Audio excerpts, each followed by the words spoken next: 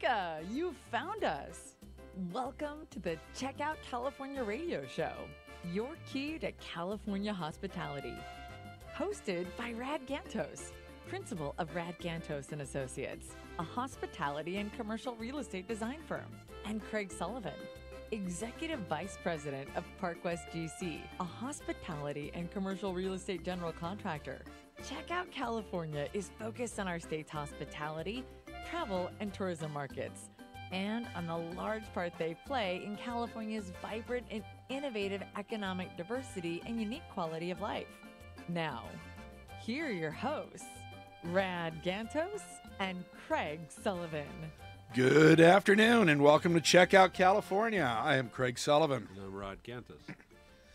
We are very lucky today to have Mr. Larry Broughton, the founder of Broughton Hotels, and one of the creators of the boutique hotel sector in our studio today. Larry is a retired Special Forces Green Beret, one of the nicest people you know could we ever should hope do to meet. with the video froze for some reason here. Let's start over again. Okay. Let me just reset it, and for those listening live, stick with us. This is the joys of live radio here. Hang on. Here we go. I told you. MSNBC. Imagine what it would feel like to lose everything. Your job, your home, your family, your dignity. This has happened to thousands of the men, women, veterans, and young adults we serve at Working Wardrobes. What do we do to help? We provide career development services, life skills workshops, job skills training. We provide the perfect interview outfit, and we get clients placed in jobs. Call Working Wardrobes, 714-210-2460. Donate, volunteer, invest, hire. When it comes to pioneers in their respective industries, we all know the Apples, Starbucks, and Trader Joe's of the world. In the realm of recruiting, Decision Toolbox is the industry's best-kept secret, with 90% of their business from referrals and repeat customers. For over 20 years, Decision Toolbox Radio show, your key to California hospitality. Hosted by Rad Gantos, principal of Rad Gantos and Associates, a hospitality and commercial real estate design firm, and Craig Sullivan, executive vice president of Park West GC, a hospitality and commercial real estate general contractor. Check Out California is focused on our state's hospitality, travel, and tourism markets, and on the large part they play in California's vibrant and innovative economic diversity and unique quality of life. Now, here are your hosts, Rad Gantos and Craig Sullivan. Good afternoon and welcome to Check Out California. I am Craig Sullivan. And I'm Rod Gantos. Who do we have in the studio today? We've got a great friend, a mentor to the hospitality industry, a creator of the boutique sector of the hotel business, Larry Broughton, also a retired Green Beret. So, Larry, welcome. And we've also got Melissa Papke with us. Now, she's not going to say anything. She already told me that, but I am introducing her. Well, hello, Craig. Hello, Rad. Thanks for having me on the show. Oh, pleasure. Thanks for being here. Yeah, you built up the my background a little too much. You know? Oh, keep the bar low, dude. Never with you. Larry and I have known each other, 17 plus years. Yeah. We've met at a couple of the hotel conferences, Meet the Money, Alice, Lodging, and Alice wasn't even Alice then. I think it was still the UCLA conference way back then. That's right. But out of the gate, when I first saw Larry at Meet the Money, and Jim Butler, thank you. That is a great conference. Yes. I do appreciate you sponsoring the California Lodging Investment Conference as well. Yeah. Larry is one of those individuals, like so many of us in the industry, that has hospitality. You ready for it? Go ahead. In his DNA. I say that every show. He has to get it in. It's got to be at the show. But, Larry's been involved with Joie de Vie, one of the primary principals in that company a long time ago in a galaxy far, far away. Yeah. Created Broughton Hotels 17 years ago now. Wow. So, That's right. yeah. And Larry has got hotels under contract for management throughout California, one under construction in California that we'll talk about in a little bit. and Chicago, and you're doing some asset managing as well. Yeah, So yeah. you got a full plate with that and looking to expand. Yeah. So that's good.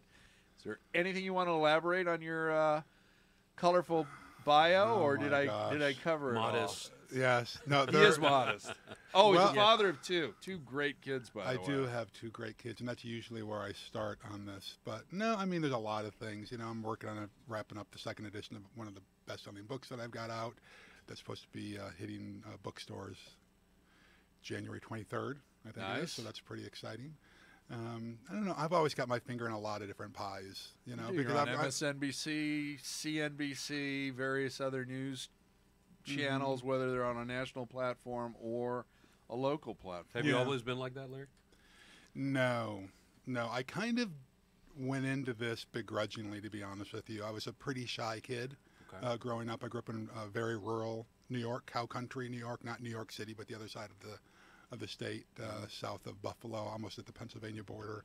So a lot of cow countries, apple orchards, country. cornfields, that kind of stuff. Absolutely. But I was kind of introverted kid, shy, small back then. I was a late bloomer. But my twin brother and I got into martial arts, and I thought, or we thought at that point in our lives, in our late teens, that I was going to be doing that the rest of my life.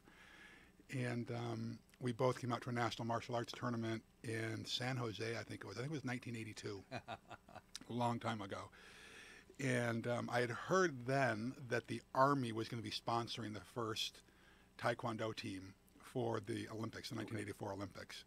And I thought, wow, this is my ticket out of very rural New York. And so I went back and spoke to the Army recruiter in my hometown.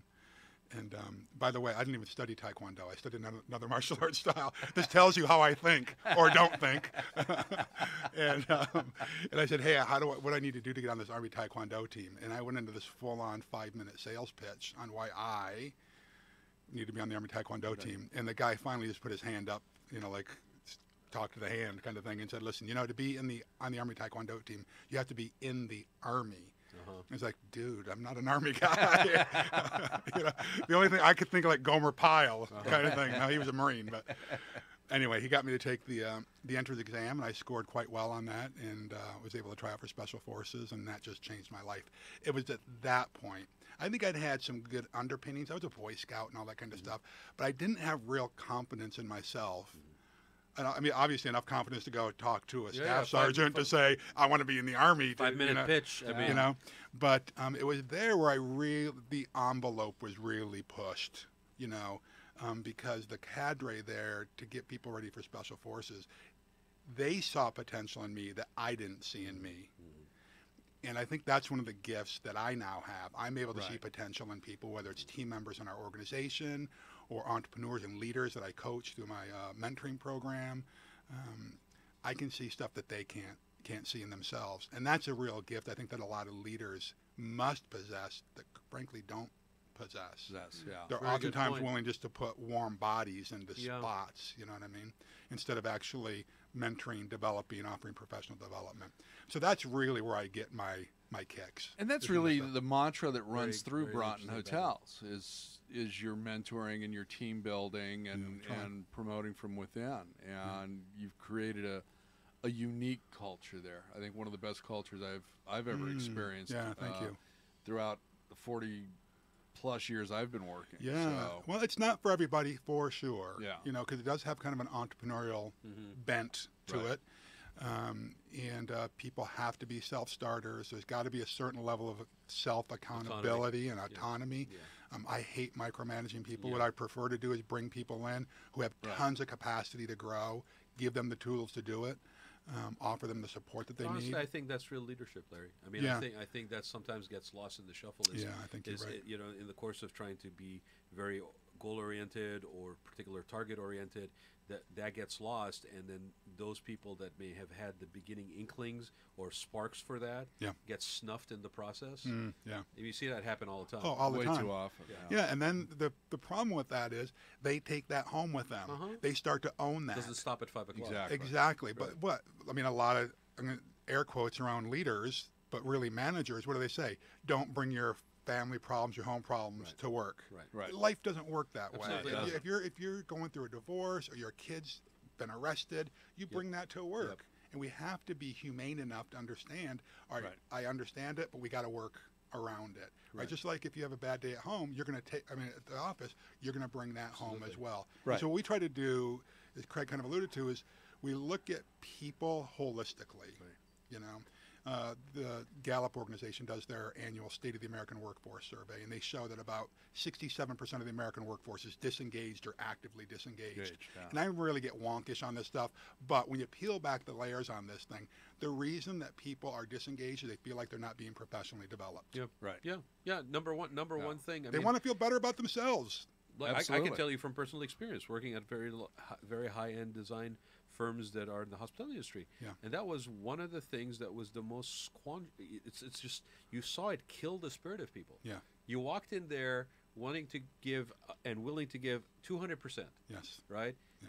Almost putting your life on hold for what you would give to this For the company, company, right? right. And really We've all engage. done And that. then it just became this, unattainable targets that were put in front of you, and it just the brass string kept getting moved forward, and then people either had to find themselves at a crossroads of either leveraging what they had learned Yes. and going somewhere else, Right. Yeah. right? Yeah. Or basically maybe even changing direction altogether. Which Yeah, is and sometimes unfortunate. sometimes people have to lead an organization. Craig had said we like to promote from within. We do, but we have to bring in people from the outside to bring in new blood, new set of eyes. I'll give you a quick example. We operated a hotel for the first 15 years of this hotel's existence, and then for a variety of reasons we parted ways with this ownership group, and they hired another management company, and it was really bad for them, really bad, and they just brought us back. And we had our first meeting with them yesterday, and this is the thing that the ownership group said.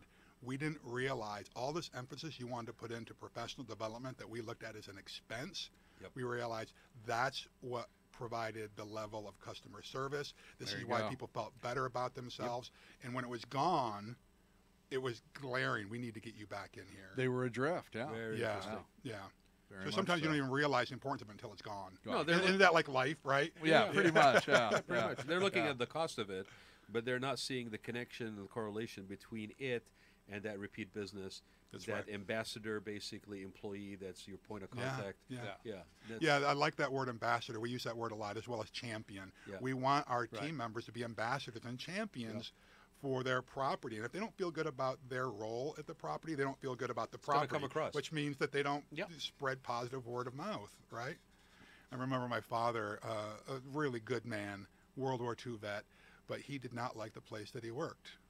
And when he would come home, you could tell he was just ground down, And I remember at a young age thinking, when I own my own company one day, it's going to be different.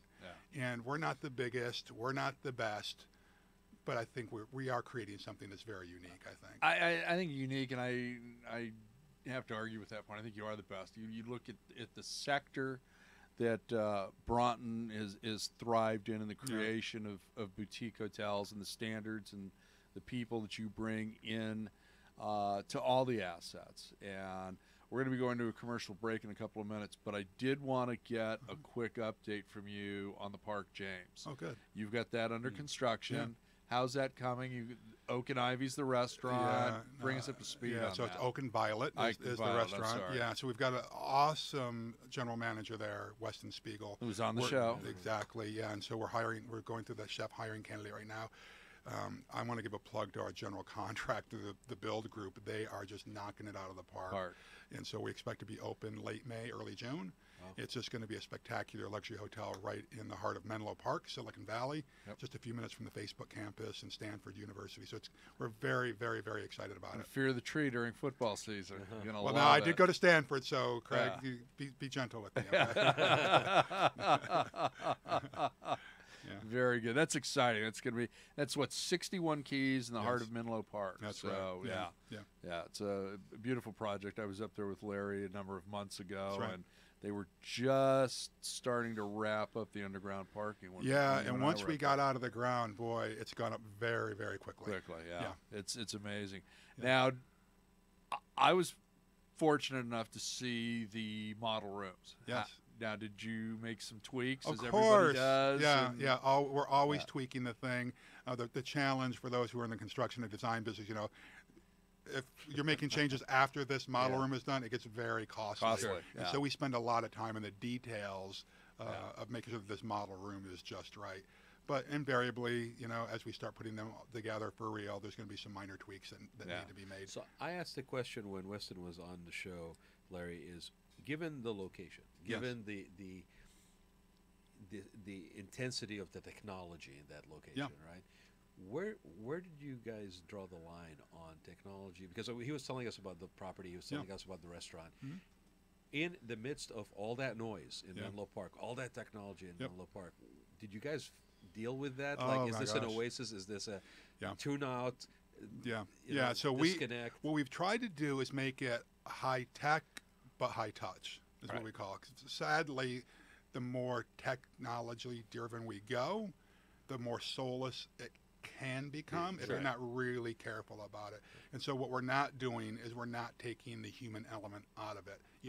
A lot of hotels are going towards robots and they're going towards just simple check-in kiosk without even I never be understand. staffed. I don't understand that. Well, it takes the hospitality out of of the it, hospitality right. business, Yeah, right? thank you. Absolutely. Right?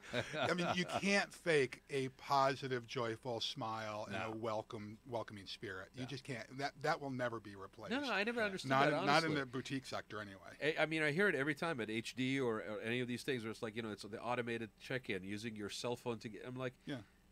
Okay, that's an apartment, isn't it? Yeah, I mean, yeah. it's Now, I am the type of road warrior. Craig and I, we were on a business trip once, and we tried the early check-in. We tried the electronic key, and I'm all about that. Right. If I can get the that down, convenience. because I'm an independent traveler, Right. but I want people there in case I need them, if I Right. want to ask a question, that kind of thing. But there are hotels, as we know, that are being developed that are basically there are no humans at the at the check-in process, Nobody. and I think that's a big mistake. They have a total staff of 7, and there is no human touch there. So yeah. and we've But you're right, you and that's I, more of an apartment. Yeah, you're right. yeah. Yeah. And you and I have checked into a hotel with some other speakers for a conference over a year ago up in San Francisco, what I was and it talking was about. a disaster. Yeah. It was. Larry and I both sat there and looked around and went, this is all just You know what I idiotic." just remembered, Larry? The conversation is bringing to my mind the greeter in Laguna Beach, Yeah. right? Yeah. Like maybe it's not a concierge desk, maybe it's not a lobby guy, right? Check in, Yeah. but that face, like you're saying, that greeter, that welcome, Yeah. kind of thing. Yeah, I think at a certain point, it's like the cell phones. We're gonna get this cell phone smaller and smaller and smaller and smaller and smaller. And there's a certain point where that small doesn't work anymore, Yeah. right? And we saw it happen, right? I mean, That's with right. Apple, and then Samsung comes out with the bigger one, Yeah. and now Apple's going bigger and Yeah, bigger that's and right. bigger. Yeah. So there is a human component that. Thank you. I mean, I think it's something we should always remember as we seek efficiencies and high tech and whatever. That high touch is invaluable. Yeah. Yeah. Okay, we're going gonna to go to a commercial break, yeah. right now, and when we get back, we will ask Larry about the California hotel market, and we're going to ask him about his mentoring. Yeah, I want to know about the mentoring few other program. things. Yeah. Eureka! You found. From Eureka to San Diego and Malibu to Bakersfield, the California Lodging Investment Conference, CLIC, is one of a kind, focusing exclusively on our Golden States hotel market. CLIC was launched in 2016 by Craig Sullivan, a seasoned hospitality industry professional, to harness the knowledge of our industry leaders, support our community, and educate emerging talent. CLIC brings together lodging professionals from California and beyond for one day of learning, professional development, and networking. If you are an owner, operator, investor, broker, developer, lender, management company, brand, or professional services provider, you should plan on attending CLIC 2 on March 8, 2018 at the Hilton Irvine, Orange County Airport. We invite you to go check out the California Lodging Investment Conference website at cliconference.com for the latest details and sponsorship opportunities. Early registration now open, and as a listener of the Checkout California radio show, please make sure to use our exclusive discount code of CheckoutCA when registering for this one-of-a-kind California hospitality event that sold out in its very first year.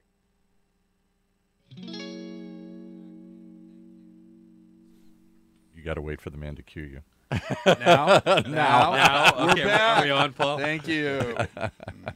Larry, thank you again for joining us today. Oh, my pleasure. Thanks. Tell us about your overview of the California hotel market, if you would. Oh, my gosh. So that's a big topic. Yeah, it is. You know, California is one of those odd states. I mean, crying out loud, if we were a country, right, we've got, what, the sixth largest global economy in the yeah. world, Yep. right? Yeah. And you know, when I studied political science when I went to college, and my pitch, I did a couple of term papers on this, that we need to be split into at least 3 states. California, because it's so diverse, Yeah. right? I mean, if it weren't for the water situation, Right. right, you could probably do that, and probably should do that, but it's not going to happen. So the state of the California market, I guess, you know, from a 30,000 foot perspective, Right. I'd say it's strong, Very know, strong. but it's like any industry. It's a micro market, and it's not just an intersection in a city. It's like what corner of the intersection are you on? Particularly when you look at markets like San Francisco, for instance, where you just cross the street and you're either in the Tenderloin, the Civic Center, or Union Square. Right. I mean, it really makes a big difference, right? But what's been phenomenal for me is just the growth of the LA market. Yeah. Holy smokes. I mean, that is now, according to CBRE, is going to be like one of the 7 major big cities in the world. And we had, right? what, 1,300 rooms come online between 2 hotels. Yeah, that's right. First quarter of this year. Right, and we've been monitoring that downtown, the micro downtown. market of the downtown LA market, and it did soften up in third quarter and in fourth quarter. But there's still going to be hotels coming on board. And everything I see, the demand is still picking up. I mean, LA is really starting to get their stuff together to be more of a global city. It's always had that. Right. But I think, you know, with the ports and the diverse economy, the growing, you know, entertainment industry there, it's pretty vibrant. And LA does drive Southern California, certainly. So I'm bullish on the California hotel market, although if I'm being honest, and you know, guys know me, I'll give you both sides of it. It's a tough state to do business in, let's be real. Yeah, you know, it is. there You're are right. it is not that friendly for business and owners oftentimes, and this is why there are a lot of businesses that are migrating out of the state. But from a hospitality perspective, until this, like, it's going to be interesting to see what happens with this tax bill, what that really does. Are we going to get some legs to give this great run that we've had the last few years, you know, some extra distance on this? But I get nervous when we have these really long economic runs. Right. Like, when's the bubble going to burst? We were talking about that at lunch today. Is that, yeah. And so I always take a kind of a cautious level of optimism about this, because it's not just my money that I'm investing in these hotels. We put together, you know, investment groups, and so I think that adds a layer of responsibility to us as owners and operators. Not to be try to mitigate the risk. Right. And so we're always focused on, are we buying right? Are we building right? You know, but I think that again, from a 30,000 foot perspective, I think things are looking good for the hotel market. Well, let's look at supply and demand as well. I mean, we've got a lot of stuff under construction. We've got, you know, again, we had the Intercon, the Korean Air building. Hotel open up in downtown LA. We had the Indigo open up in downtown LA. We've had some newer assets in the Anaheim area and more under construction. Irvine, we've got 3 or 4 new hotels this year alone. Now, granted, they're all select service, and I think we're seeing more select service at this point under construction than we are the full service, and certainly the urban, you know, conference hotels. Let's just kind of take LA downtown out of the market right now, or out of the conversation, and talk about what you're seeing, you know, Menlo Park, Bay Area, you know, other parts of Los Angeles, the beach areas, Orange County, San Diego. I think They got you're seeing a lot properties more. planned for down as far as Dana Point. I mean, that just got approved, and there's That's a place going up in San Clemente That's right right. by the outlets. So, But there's demand. There's the demand. That's the thing. I mean, Demand is there, if right. all those markets you just talked about. Now, if we were talking about Bakersfield and there's this much construction going on in Different Bakersfield, story. I'd be saying, I'm a little nervous about that. Overbuild. But yeah, there's international demand for all of those markets that you guys just mentioned, right? And so I feel good about that. I think the concern that a lot of hoteliers are still scratching their head on is what they call the Airbnb effect. what impact is that going to have? Yeah. You know, I was just in Santa Barbara yesterday, and you know, that's a market where you don't do. They've got an ordinance you can't Right. do Airbnb. Anaheim and Orange County That's cut right. it out as well. Yeah. So I think that's going to be the interesting element of when everything shakes out, what is that going to be? But you know, I think the segment that we're in, mostly the boutique space, I don't know that Airbnb is going to have that much of an impact because you know, people compare. You know, look what Uber did to the taxi industry. Sure. Is Airbnb going to do the same thing to the boutique hotel industry? Don't think so. I don't think so because the boutique hotel industry is not and was not broken like the taxi industry was. Correct. The taxi industry was a mess. Especially right? out here on the West Coast. Yeah. Yeah. And so Uber filled a void that people were like screaming, we need an alternative. Right. Yeah. Right? So I use Airbnb, you know, Well, regularly. It's also the convenience. I think when if you're using the example of Uber, it's also the convenience. Of course. Right. I mean, the taxis, you had to go to certain spots. Uber's coming to you. It's the on-demand factor versus Well, plus the customer service element that we were talking about earlier. You did Exactly. not get that in the taxi Exactly. industry. Right. You know? Exactly. I mean, massage services. You know, spas. Day spa. I mean, and we're talking about boutique industries. You know, if you're putting in a day spa in a market, I mean, you know, there's Zeal and Soothe. I mean, I think Soothe got like 2 rounds of seed money at $25 million a piece in a very short period of time. Right. The on-demand factor. I mean, I've shared this with Greg before. The joke of all jokes was when I asked everybody on the board of the International Spa Association if you had your choice of getting a massage and you can pretty much get comped one anywhere in the world at any property of your choice, where would you get it? Or at home, where would you get it? They said at home. Yes. Right? So, I mean, there is definitely a place. I think, if anything, the Airbnb impact may be more on things like bed and breakfasts, Yes. smaller properties, because I want to be I used one in Austin just a couple of months ago, right? And there was no human component. Yeah. Right, but I was there for 3 days. Yeah. Yeah. Right, so I think it will have an effect, but I don't think on the boutique sector. It's also going to deal with, you know, Airbnb, the effect on the market that you're in. Sure. Okay. San Francisco's been running at 95% occupancy for years now. Yeah. So what effect is Airbnb having on the hotel market up there? Probably none. Right. Okay. It's just another Los layer Angeles, you know, there could be some effects here and there.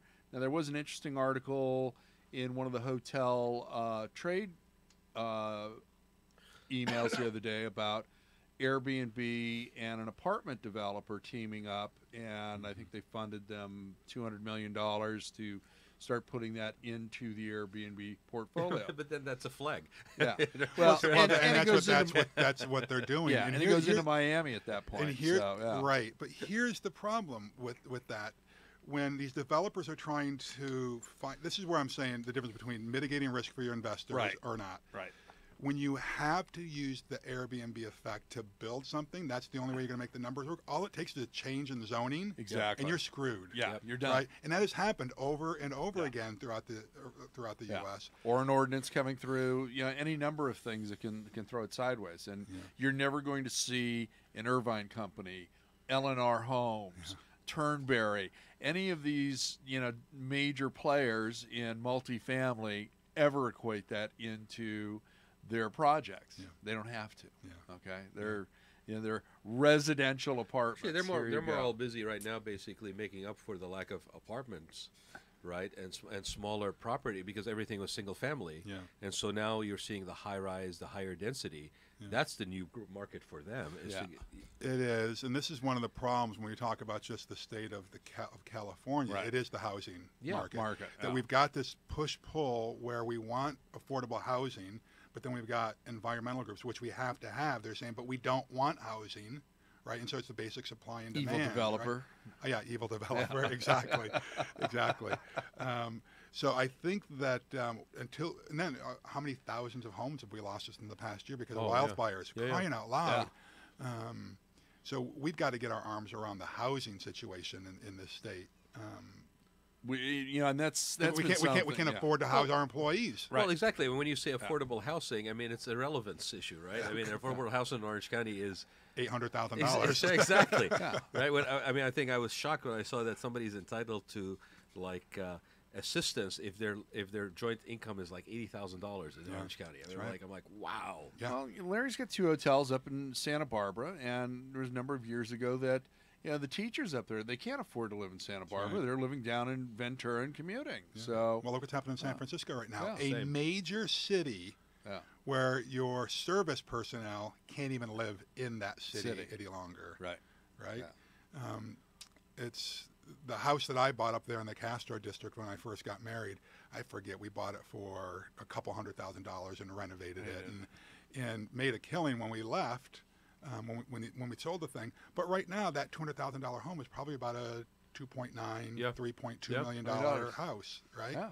Who the heck can afford that? No, you can. Yeah. Right. Very Can't few. do more, Right, right? yeah. No, Right. I agree. Yeah, and so you've got a lot of these buses that are hauling Silicon Valley workers back and forth, Yeah. right between San Francisco. But and at Silicon least, Valley. but at least you have somewhat of a dependable public transportation system up there. Yeah. Which we don't really have. We don't in We don't LA have it or down Orange there. County. Yeah. Yeah. Right. Yeah. San Diego's got a little bit of it, but not much. Mhm. So, Yeah. Yeah. Yaguzi. Ugozi. Ugozi. Yes. So, You want to know? where the name came the name from, came what from. it means. All right. Cool. Yeah. So I tend to be one of these guys. I just say I'm an aggregator of knowledge. I love learning. I love learning about Yeah. business. I'm an avid reader. I interview a lot of people. I wish that I had somebody like me in my life 30 years ago when Yeah. I was getting into business. Yeah. Because I didn't have like a real mentor back then. I just had to figure it out. I worked around some smart people, but there was no mentoring that went on. It basically goes back to what we were talking about earlier, right? And so I was absolutely frustrated. I'm an avid traveler as well. I think I'm in Right. 43 different Better be in the countries. hotel owner business. Yeah. And so I'm kind of an Africophile, and in the Swahili language, there's a word called uongozi, which we would translate to like transformational leadership. Okay. And I was looking for a nonsensical word for this mentoring website I was developing. Because what I wanted to do is provide bite-sized nuggets of learning for these Right. leaders and high achievers, because I recognize that people learn differently now. Right. Go to the airport, get on a plane. How many people are reading Harvard Business Review anymore, or The Economist? Right. They're getting Not very these many. small little nuggets. Right. And so what I wanted to do is create a website where people could go and get short videos, short articles, memes, that kind of thing that just get them thinking differently, that they could then share with their team members. We call them team members in our organization, not employees, so that they could do a better job of leading. If we can, as leaders, help people move closer to their fullest potential, then we're doing our job. If we can create more leaders, we're doing our job. There you go. And so I just wanted kind of a one-stop shop. And so my business partner, Dave, and I were kind of brainstorming, okay, we can't even spell uongozi, but let's come up with a nonsensical word. If you think about some of the best information systems out there, they're nonsensical Right. words. Verizon, for instance. What's Verizon? I got that one wrong, by the way. When I was married, I had some in-laws who worked for AirTouch Cellular, Yeah. and then they Yeah. became whatever. And I remember my brother-in-law coming home and saying, okay, they've announced the new name of the company, Verizon. I said, what? That's never going to last. Yes. And Yeah. look, it's one of the best Yeah, it was brands that's AirTouch. out You there. remind me. Yeah, it's true. So I got that one wrong. But anyway, it's Ugozi, Yoogozi. Yeah, and so from that, people can just go and get free information to help them become better leaders. But we also run mastermind programs as well, where we've got, roughly 12 business owners or leaders who come in and meet with us quarterly for brainstorming sessions, hot seat sessions. Well, you're constantly sharing stuff, tidbits on LinkedIn and so forth. Oh, and yeah. So on. Yeah. Well, I'm a big believer. Just, you meet people in life and they learn something new, and they hoard it, right? To me, I'll just use the word, I think it's sinful. I think that if I learn something that can make me better, I get better by sharing that with other people. The Pay people forward. the people who hoard things are fearful. Mm-hmm. They're if I get this, then I can keep them from. I'd rather have competition. Right. If they're Makes competing you with me, better. it makes me better. Right. I'm not afraid of Exactly. that. And some people are. Yeah. And this is why there's like a lot of backbiting in business and trying to put other people down. Like, I don't need to do that because No. And you never have. yeah, Never have. yeah. Well, I try not to. I've Yeah. done it. And I'll be honest. I'm not perfect. But I've put people down in private before, with conversations. But I try not to publicly badmouth people because I let them continue to talk. It's almost like the free speech thing. Let the neo-Nazis say whatever they want. Don't close them down. Don't shut them up. because the more they talk, the more more stupid they prove it. sound. Yeah, Right. exactly. Exactly. You know, and it's the same thing in business, Yeah. right? Now, I have pulled business owners, leaders aside that I have no association with, but I mean, I know, but like no professional association to say, you know, have you ever asked how are you coming across? You know, like what message are you sending to your team members or to the public? Because I think that the government ain't going to save our bacon. Right. It's going to be folks like us, business owners, executives, who are going to save this country. It's not going to be the politicians for sure, right? It's a disaster. So the more we can do to have each other's back and have a healthy level of competition, the better everybody's going to Everyone is. Everybody wins with Well, that. it's like this. To your point, it's like discourse or discussion about things that you may be contrary to what your belief is, whatever. If you're basically not willing to engage in them because somehow by doing so, you give credibility. In fact, I find that a healthy dialogue from opposing points of view does nothing but increase and improve the situation. Of course, yeah. And yet we avoid these difficult conversations like the plague sometimes, and we are not better for it by no means at all. No. I approach these conversations, I have them all the time.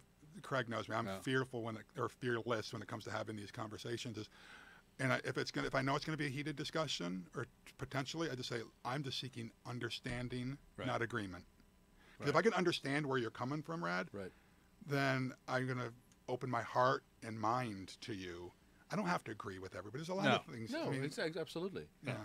Yeah, but it's that discourse. I mean, it's funny. We joke about this type of shows that we're doing. That as a society, we don't even sit down and have conversations anymore. No, we don't. Unless there's some to-do list or an agenda item, we don't really have these free-flowing conversations where individual personalities, beliefs can actually coexist in the same table. And I don't have to change your mind. You have to change my mind. But we've actually just had a pleasant exchange. Yeah.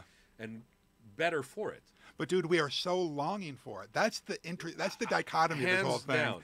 We want it so badly, but as soon as I see that you say something contrary to my political belief on Facebook, I'm unfriending you. How immature can we be? I tell people, I speak on this all the time at keynotes that I give, that we're moving into this relationship economy, or probably have already full-blown into the relationship economy, but we're so afraid to communicate, to have dialogue You don't with want to people who offend somebody, don't agree with me. Exactly. I think our education system has failed us, and parents have failed us by not giving us the absolutely. skills to communicate effectively and with dignity and respect. Craig and I have disagreed on things, but I think we've always treated each other with dignity and respect. Yeah, and we've always tried to see each Nobody other's says you have point to of agree view. with it on everything. Right. Yeah. How boring would it be? You got something to say, Paul? You're disagreeing with us? No. I just I'm monitoring Twitter here, and I have a unique question that kind of fits with what you're talking about here. Are we ever going to see the day when we have tribal hotels? They're talking about fan-based hotels, like the Star Wars hotel, where everybody there is a fan of something. Will we have hotels where just hunters go, or where That's same called the mindset. lodge. I think we've got them now. We've got them don't we? already. I think we've got them. I think the people who do it the best are true boutique hoteliers, who understand that these hotels are supposed to be an experience, right? We used to call it in my old company, I give their guests an identity refresher, right? That you are where you sleep. Right. Right? And I feel better about myself because of where I've just stayed. An affirmation. An affirmation is a good way to put it, yeah. And so I think these themed hotels, now some of them went overboard in the theming of these boutique hotels, but I think that through the experiences, through the amenities, through the decor and design, I think that does create and support the team tribes, members that are there. Of course. Yeah, celebrating the surrounding area and being a part of the community. So which is it, Larry? Is it, or maybe it's both? Is it the personality that is already there, that identity, tribal identity that's already there, that then the facility reflects? Or is it the fact that that person who is associated with that sense of identity, the facility then strengthens and has an opportunity to actually guide? Great question. I think that in an ideal world, if there's, let's say that the three of us are working on a hotel project, we're going to sit down and brainstorm, and we did this in, frankly, can I say? Sure. Yeah. This building that we're in right now. Right. Yeah. Craig and I have been talking for a long time about, wow, wouldn't this make a great hotel? And so then we talked about, okay, what do we need to do to win the hearts and minds of the locals? What do we do to make this thing a celebration of the community that's here. Exactly. Instead of the other way around, Yeah. right? Where you just become a nameless, soulless place. So I think that those people that do it well, they bring in great design teams, great architects, and then we develop a service culture around it that supports that. So that, let's say, for instance, he used the example of hunting, for instance. Well, guess what? If we create a hunting lodge, but the people that we have there they're vegans for a moral reason, as They're their not team staying members, there. Yeah. that's going to be a disconnect. Yeah. Right? Yeah. And so we need to really make sure. I give a vegan chef and a hunting lodge. That's an interesting disconnect. Yeah. Too. And so I think that the operator and the developer and the designer, they all have to work together in concert. Yeah. And then you actually market to that. Right. Because the problem, I think, with a lot of hotels that are just nameless, soulless, Me Too hotels, they have to take a shotgun approach to their marketing, and they try to be everything to everyone, and then you become nothing to anybody. Whereas boutiques really take more of a targeted rifle shot approach and really niche it down. They say get rich in a niche, right? Or riche in a niche. There you go. So how much of your personality though? It's interesting because I couldn't tell you that I've thought about this before, but it's coming to mind as we're speaking. Right? Okay. Is how much of that personality of sharing? Like you say, you collect information. You're an avid reader. You're absorbing all the time, and part of that joy and reward is to share it out. Right? Okay. So here we are in a hotel property. Right, that supposedly represents a particular kind of target market or affirmation for a certain tribal behavior. Right. Yeah. Through that property, are there opportunities to then do exactly what you're talking about, which is send out information, actually share and enrich, so that it's not just an experience of the space, the furnishings, the quality of food, but there's another element. When I go stay at your hotel, I'm actually getting a little bit more than just rest out of it. I'm getting a certain growth out of it. Yeah. When we're at our best, absolutely. You'll see that at the one of our properties in Santa Barbara. You'll see that at the Menlo Park property. It all depends, right? Because all of this stuff costs money. This is the thing that people forget. There's a perception that if you're a business owner, you're a hotel owner, then you are there's money just falling out of your pockets. Can I just tell you, listener? It's not that way. Yeah. Boy, I'll tell you, there were years where I was the lowest paid person in my organization for years, right? Yeah. Rad, you've probably been the same way, right? Yeah. And so that's part of business owners. We don't do it to get rich. Can we get rich along the way? Yes, more wealth is built through business ownership than employment ever. But for every person who gets rich in business, there are thousands who lose lots, right?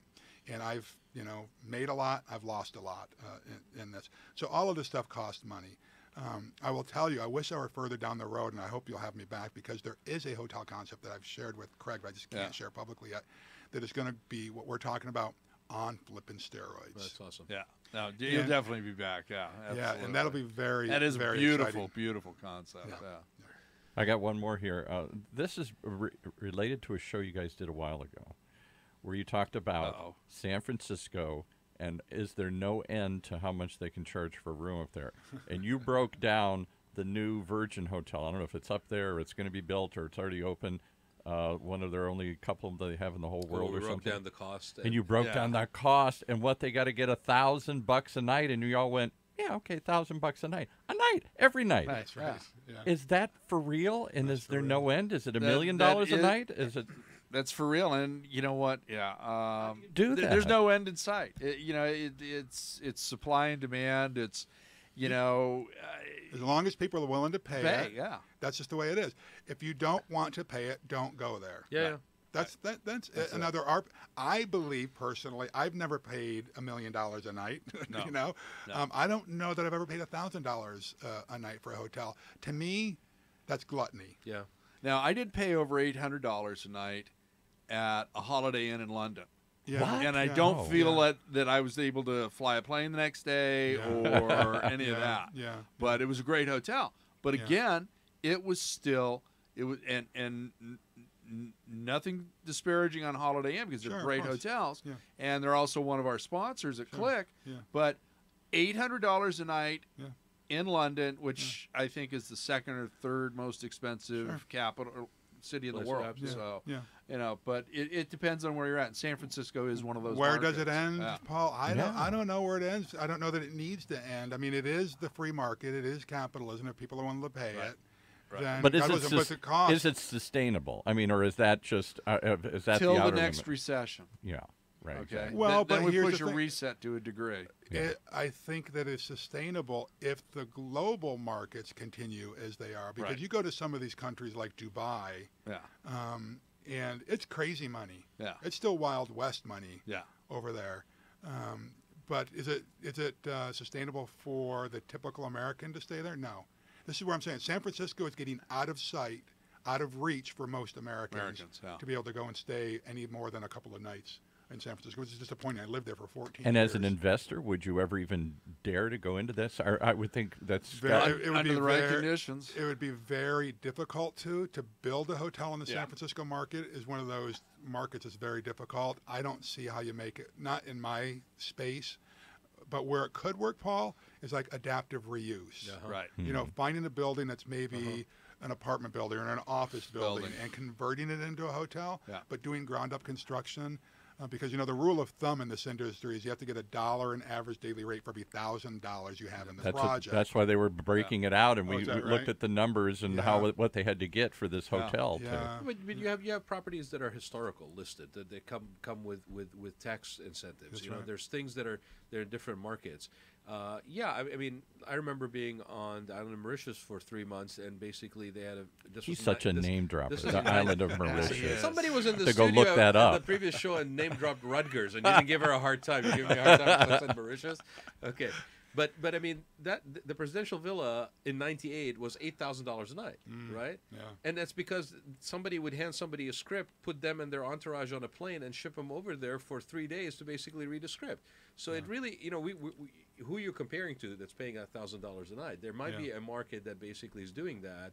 It's offsetting it as a business expense or what have you, right? So, but yeah, it's out of reach for the average American. Yeah. I mean, can you imagine being a person that lives in London? I bet you they couldn't afford what you just spent at that Holiday Inn. Yeah. No, exactly. Yeah. It's So I got one other question I've always wanted to ask you guys here. Are we ever going to see new iconic properties built that will last 50 years? The Fairmonts, the Biltmores, or are we always going to be repurposing, redesigning, re-tearing stuff down every 10, 20 years?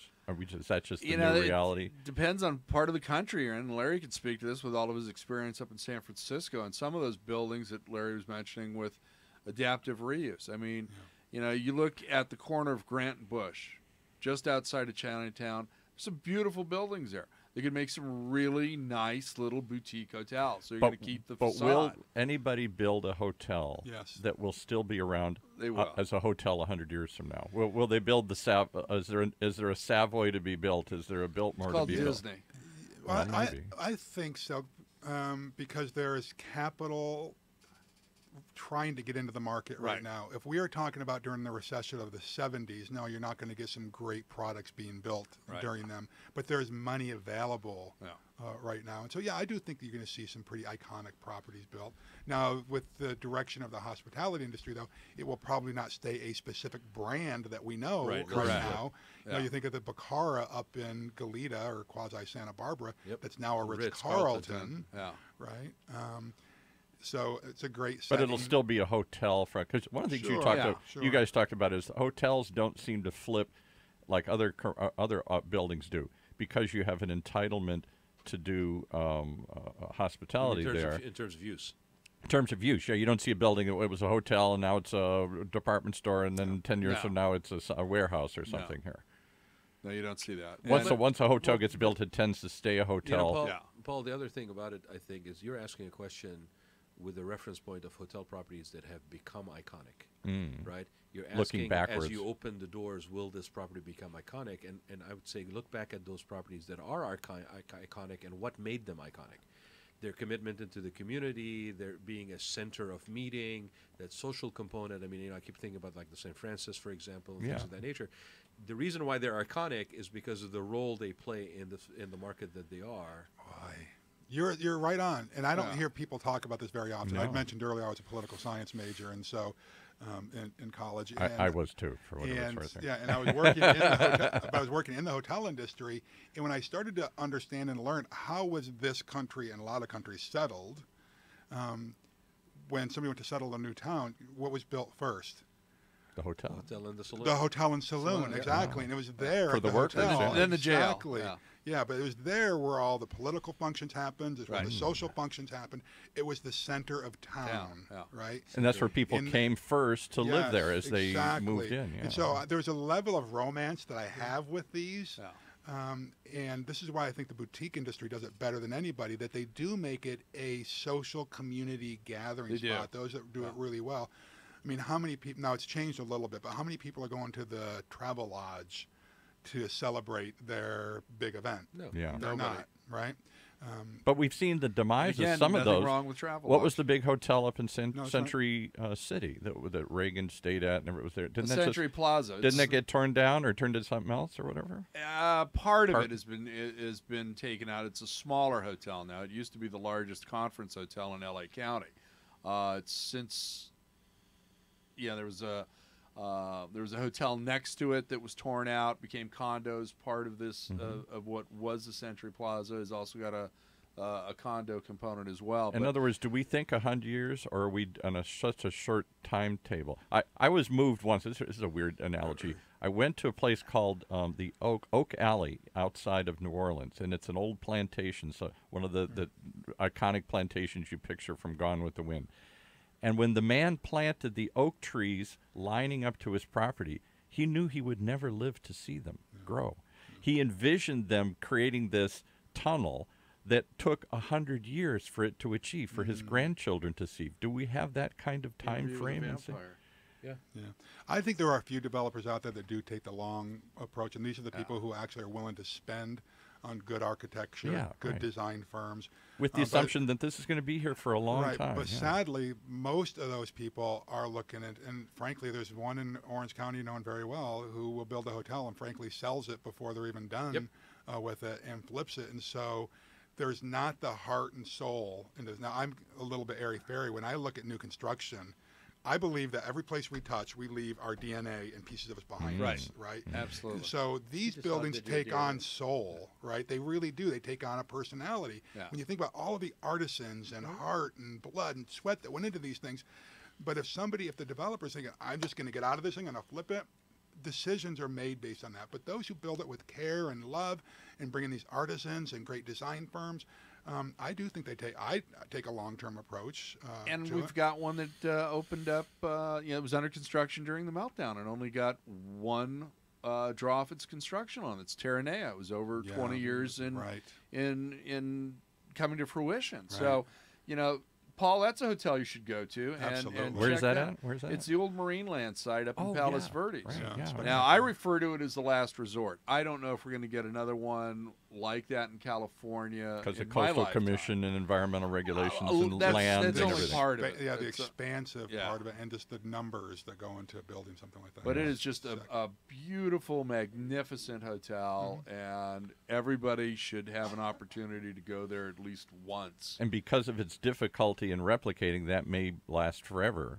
It may switch owners. It may not. It may lose money, but make it's money. always going to be a hotel. And it's going to be part of that California coastal segment that everybody loves and strives to go to. And it's a scary proposition, right? To commit yourself to such a strong identity from day one, like to say, I so believe in this property, I so believe in the differentiating factors of this property that I'm going to build my brand identity around this, and to hell with anything else. And I believe in it, and I'm going to stick it out. And come hell or high whatever water, fads come or go. Right, because we remember we called one time. I called the lady up at the Biltmore in Santa Barbara. Right. We were talking about them celebrating their 100 years and all the stuff and the It's one of our photographs. first and all shows. Right. I mean, so I think there are people, to Larry's point, I think there are people that are committed that way. That it doesn't matter if it's within my lifetime or not, but what I stand for, this is what I bring to work, this is what I build with. Yeah. Right. And there are people that they don't care what the finish is, how long they last, because they're going to just Flip put it. bling on it cash and out. flip it. Yeah. Right. I mean, so See, and you're right about that. that's but how one of the- diverse this industry is, actually. Yeah, you've got the people who want to come in and flip it and make their $2 and move on. You've got others, Larry and various others, and the ownership group up at Terranea, the Lowe's hotels. They're going to hold on to that hotel forever. It's going to take something really extraordinary to get them out of that hotel. They almost have to basically go out under and somebody come pick up their whole inventory. Yeah, that's right. Yeah. But like you're saying, Rad, it does take a commitment, not just of your soul and your heart, but financially. You know, and I don't have that kind of financial wherewithal to build hotels like the way I want to. Right. And so all we can do, and I think everyone, this is the way you ought to live your life, you just do the best that you can with what you have now. Exactly. Yeah. And don't use that as an excuse. Well, if only I had $15 more million. Yeah. But you see, part of your legacy that you're leaving is not necessarily only in the buildings that you're building. It's the people that you're working with. It's where you're leaving them, right? Yeah, that's right. Those are the touches that you're leaving. So the the leaders reward that you're for you is not just the training. building or the property. It's everybody that you touch along. Well, that's the difficulty. That's the paradox of what I do. I kind of describe our organization as an incubator for entrepreneurs. Yeah. But when you have an incubator of entrepreneurs, that means that people are going to leave the organization. You know what I mean? The egg is going to hatch, right? Yeah, exactly. You invest in them, and then they go away. And it's like, so it's hard for me, honestly. It's an emotional drain sometimes when you invest in somebody and then they go someplace else, or they do their own thing, right? But either I commit to it or I don't. And so I'm a flawed human, and I, still struggle with this stuff. We all do. But, good days and bad days. Well, we're a flawed radio station. We have to come to an end here. Final takeaways. We're at the end of the year. What trends should we be looking for in 2018? Anything different? New types of hotels? Bigger, smaller, different? Virtual reality? I don't know. What's the hot thing we should pay attention to? I think all of those things that you just listed are very interesting. I think that one of the topics we spoke about earlier is really going to come back, and that has to do with the human hospitality touch. Yeah. That I think there are some hotels that have gone a little bit too far. Like I said, when you walk into a hotel and there's actually robots going up and down the hall. That to me, we've gone a little too far on that. So I think you're going to see more human elements to it. But I think that we are going to see more. And where do the humans touch you? Is it because you say you don't want to see them? No, I want to check in. I want to get in. It's late. I want to get out. But where do I need the human? Just to respond, to be a concierge? Yeah, to be available. There's a trend that people are describing the common areas of to be alone together. Like I want to be in a lobby on my phone, reading whatever, but I want to have people around me. Yeah. I think it's the same way with our team members. We want them available, but we don't want them hovering. Right. That all you have to do. I mean, the best customer service folks are those that have this anticipatory style. Before you know it. Before you even know it. Right. They're there with the water. Exactly. You look up and they're like, can I help you? Yeah. Is there something I can help you with? Instead of you having to get up out of your chair, walk over and say, is there anybody who can fill my water or get me a drink or whatever? Right. So I think that you're going to see more training and emphasis on that among the good hotels. But doesn't that imply then that you're going to go back to a day when people see this as a career and not just a temporary employment? The guy who filled your water 100 years ago was with that hotel or with that restaurant for 20 years. There are some markets like New York, like San Francisco, where that is indeed the case. You have people who have worked at the front desk. We call them guest services hosts, but people who work at the front desk for 20 years. That happens here. In markets like Santa Barbara, you don't see that so much. No. In markets like Orange County, you don't see it so much. But there are hospitality towns. And I think that LA is going to start moving towards that because it really is becoming more of a hospitality town. Right? It's getting to be more of an experience, but it's just like we used to have professional waiters and waitresses. Yeah, right. Now they're all actors and actresses, writers, directors, producers. Or unemployed somebody, right. Yeah. So, hey, I want to thank Larry and Melissa for being in here today, and we'll definitely do this again. Melissa didn't say anything. Why didn't she say anything? She didn't want Moral to. support. She didn't She's want the to. puppet master. She's the one who keeps it all I saw her happening. waving something, and then you would respond when she would do something, and you would suddenly go, "Oh, I mean." Larry was the first person I talked to about launching the California Lodging Investment Conference, and he said, "Go for it," and we have. And we need it. Durain Lalani, I got your Christmas present. Thank you very much. One of the other groups involved with the conference is AJ Gallagher. Jackie and Scott and Bob, thank you. I know you're starting and you're doing your social media and your push for the conference. We've got John Norcross, who's listening from Frisco, Texas, and selling real estate there. John used to do FF&E in the hotel business, is now doing that. We've got our buddies Glenn Hausman. There he is. Thank you for putting our show on your No Vacancy News website and for pushing the conference in your podcast. And Bruce Ford from Lodging Econometrics. Yeah, if Bruce. you are not using Bruce's data, why not? You should be. Order it. He's one of the smartest guys in the industry. He definitely is. Freakishly smart. I was fascinated. I don't know nothing about the industry. I'm just the engineer sitting here, and I was fascinated as he rattled off all these statistics and Yeah, stuff. isn't that crazy? Michael Stearns, I owe you my entire career. If you didn't have Wow. faith in me 25 years ago to let me switch over to hospitality, I would not be sitting here. Merry Christmas, boss, and thank you. You're the best. I love you and Lynn, and thank you for everything. We're going to have a bonus show this Friday. That's right. Yep. We've got some people coming by. Hopefully, Larry will stop by for a little holiday cheer. He's Crackling always fire welcome. on the I hear we got a monitor. little alcohol being Alcohol served too, being or served. something. Yeah. We got something being served. Sachin Shah from Atlas Hospitality is going to be dropping by. Steve Senft. We're going to reach out to both Bruce and Glenn, and hopefully we can have them on the phone. And what time are we doing that, Paul? And we're doing Same that at time? noon. Or noon? Noon. Hot. Noon. So I noon don't want this to say Friday- high noon because that Noon could be the way the show goes. But yeah. Noon this Friday, the 22nd. Yes, this Friday. Because this what else Friday. have you got to do the Friday before Our the year holiday? in review, and I want to thank our audience and my co-host. Thank It's you very been much. it's been a lot of fun. Larry, Looking forward thank to you. 2018. Thanks, brother. Appreciate for it. bringing on. He didn't. Thank Good you. to see He didn't thank the engineer though. Thank you. Bye, Paul. Thank you. You were talking too much. I love you. Thank you today. Thanks, everybody. Larry, before we go, actually, Yes. what's the website for Broughton? BroughtonHotels.com. LarryBroughton.me is my personal website, and then ugozi.com for the leadership Spell stuff. it. Spell that. YOOGOZIU, Gozi. Gozy. And You check him out. goes there. Larry's on LinkedIn too, and I've every time he posts, man, there's some nugget that it takes a second. Always. But Well, he gets I'm the on, message across I'm on real all quick. the social media platforms, Yeah, he just is. at Larry Broughton. Yeah. Thanks, folks. Thanks for having. Thank you. Thank you for being our guest today on Checkout California. We look forward to having you as a guest with us again in 2 weeks. Until then, you can always reach us through our Checkout California Facebook page or by emailing us at checkoutcalifornia@gmail.com.